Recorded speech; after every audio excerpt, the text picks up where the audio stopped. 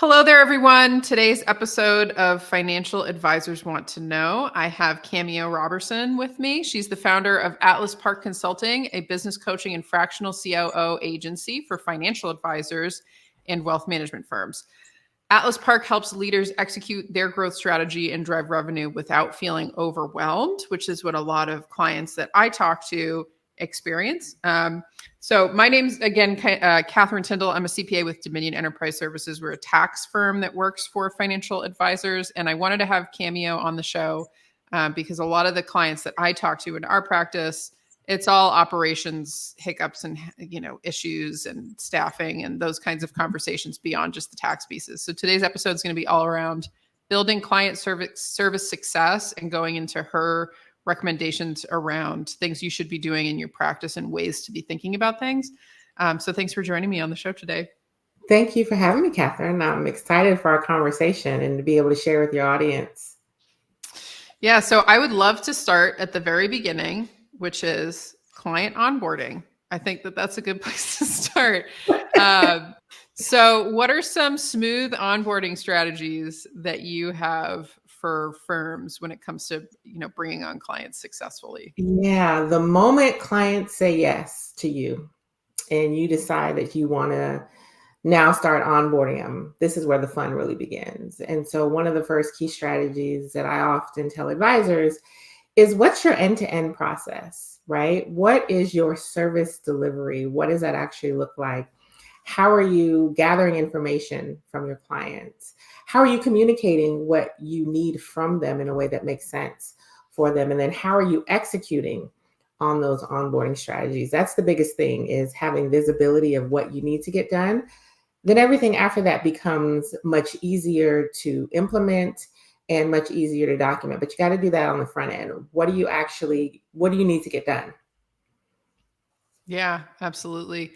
And once you've got that kind of overview process of, okay, this is what each of the touch points is, or, some kind of like workflow map, what have you found to be good tools or things that you recommend a lot, advisors consider when it comes to things you should be implementing in your onboarding process? Yeah, so after you've figured out, what your onboarding process looks like, you've communicated that to your end client, they're clear, they're excited, they're engaged, then you want to figure out how you can take all of those steps and translate them into your CRM if they're not already there.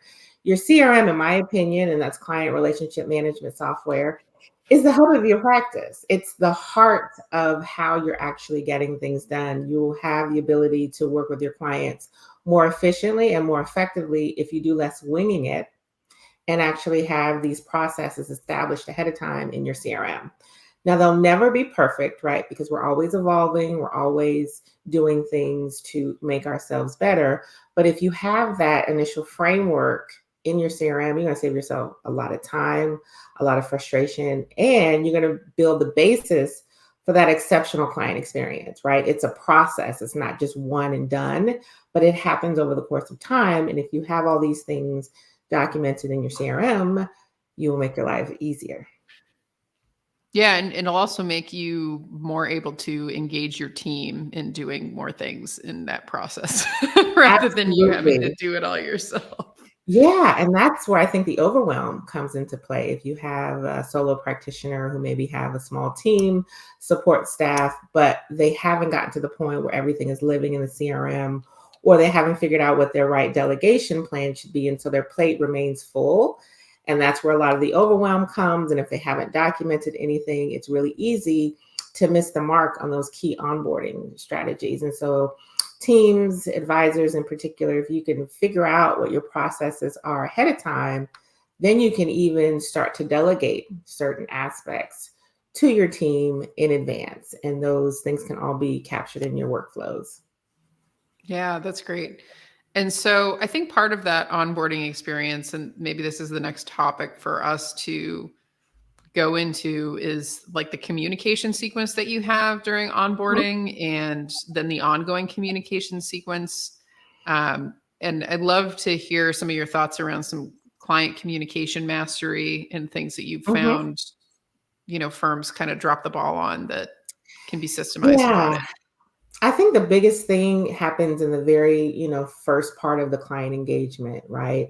The clients have said yes, that they want to work with you, but they're probably still a little bit nervous about how all of this is going to play out. And so thinking about what information they will need from you to kind of, put them at ease and reconfirm that they've made a good decision in working with you. So letting them know around timelines of how long the onboarding, generally speaking, is going to take. If you're going to be opening up accounts, give them a realistic expectation on when they can expect the paperwork from you. If you're going to be transferring assets, let them know exactly the time frame of when those assets could be transferred over once the accounts are open. Now, you also have to think about the type of assets being transferred over. Is this a non-ACAT transfer, or is this a direct ACAT? And set the stage, because that's going to put them at ease. But that also requires you to have to do some legwork behind the scenes to know what those timelines are. So you can look historically at what you've done with previous clients as a great gauge. You can also figure out what your team has experienced. This is key, because a lot of times advisors what I've often seen is they overpromise and underdeliver. And they said the onboarding is going to take 45 days, and it's longer than that. So ask your team and get a sense of what the onboarding actually takes. Your clients will appreciate that honesty so much more on the front end, and you won't have to backtrack and apologize later because you were a little bit too ambitious. Yeah, that's a really good point. And something that we've implemented in the firm is when people want to come, like when firms want to come in as clients for us on the tax side, in that initial conversation, I let them know, like, this is when I'm thinking we'll be able to onboard you and go through the process. And a lot of people kind of hop on a wait list on our side because they do want to work, and you can kind of close the sale, so to speak.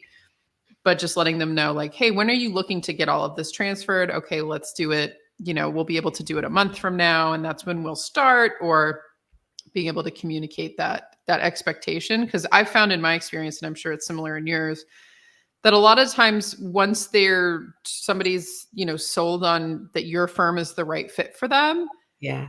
the timing isn't as important as just setting the expectations of when things are going to happen so that they're not like, hey, I didn't hear from you. What's going on? Like, they know, oh, I'm scheduled. We're going to start mid-October or whatever it is. And then I'll expect to hear something back, Yeah. then. Absolutely. Those expectations are key. And even you mentioned something, around having a wait list, right? You can also figure out what your capacity is, right? And your onboarding. You may have busier times of the year than others. And so you can figure out if it makes sense to put clients, on that wait list, or at least let them know that it may be a little bit of time before you're able to activate their onboarding.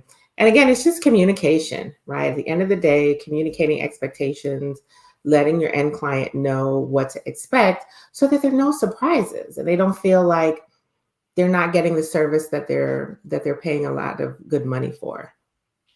Yeah, absolutely. And I think that maybe this goes into the next topic that we were thinking about hitting today, which is talking about client retention excellence and focusing on strategies for, once you've got these clients onboarded, how do you keep them happy? How do you keep them retained? How do you keep that communication going? How do you keep them loyal? So what are some of the strategies that you've found firms successfully deploy when it comes to that Yeah, continuous great. improvement? Hey there, Catherine here. Thanks for listening to the conversation. Just wanted to explain a little more about what we do. So I'm a CPA here with Dominion. We're a tax firm that works specifically for financial advisors as they're growing and scaling their practices to help them avoid tax waste, make the right calls, and grow practices that they love. So if you're interested in saving more, you can DM me on LinkedIn with the word guide, and I'll send you over our guide for financial advisors to scale tax efficiently. All my top tips to unlock six-figure savings. Thanks, and keep enjoying the show. That's a great question, and really good client retention strategies starting the onboarding. Clients want to know that they're in good hands. And so you start to build this rapport with them, and the trust begins to build over the course of time, and they feel like you're really interested in their success. And over time, months, years, even in some client relationships, there's this consistency that's established, and the touch points that you put in in the points of engagement where you're meeting with them. You may remember certain milestones in their lives. These are things that can be captured in your CRM if you're tracking it. And just letting them know that you're really interested in wanting to see them be successful. Those are types of things that you can build into your client retention plan that is currency, basically, that you're building with the client. And over the course of time, you'll begin to see, one, those clients feel really engaged with you. Two, they feel connected, they feel secure, and they want to stay with you. Three, they will then tell others how well they feel served by working with you. But it doesn't happen in the first month. It doesn't happen in the second month. It's over the course of time that you implement these strategic initiatives to show your clients that you care. And it's also built into the back end of your operations. And this is where going back to the CRM comes into play. And even going back to the onboarding, what information are you capturing on the front end to be able to offer those exceptional moments 6 months from now? Asking them, the birthdays of their children, right? What are their favorite foods? How do they like to vacation? Those are things that you can bank day one of the client engagement that may not be realized until 6 to 9 months later. Your clients will say, my gosh, how did you know that? Thank you so much for remembering me on my anniversary. Thank you so much for acknowledging, the first birthday of my grandchild. Those moments are what really makes an exceptional client experience and will continue to pay long term because you remember the important things. And the important things are those things that are important to your clients. Yeah, absolutely. And what I really like about that is I think some people can hear that and be like, oh, that's kind of cold. Like you're kind of being manipulative. But in reality, it's like, no, you do care about them.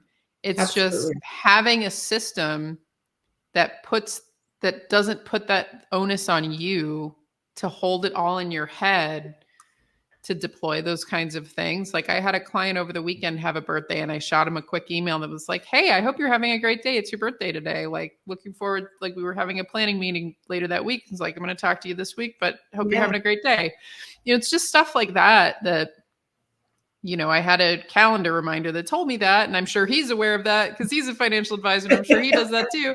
But at the same time, it wasn't a canned message. Like it was Right. actually, I took a second and was like, hey, happy birthday, and sometimes if it's not on a weekend, like I'll shoot them a little video or something and wish them a happy birthday. And it does come from the heart. So I think those kinds of gestures are really important. And especially when you're in if you're an advisor who works more like on a B2C level of, working with people, it's the scene effort is something that I think about a lot, that they don't really know all of the work that we do, as a financial professional. Like people, even my own clients who are pretty savvy advisors, like they don't understand what goes into, unless they're a tax professional too, like what goes into getting a tax return correctly done, like really what goes into it. Like we have to do this checklist and look at this box. And for advisors, your clients are the same way. Like they don't understand the technical part, but they understand the scene part, right? They understand the communicate, like when you're communicating with them and the emotional connection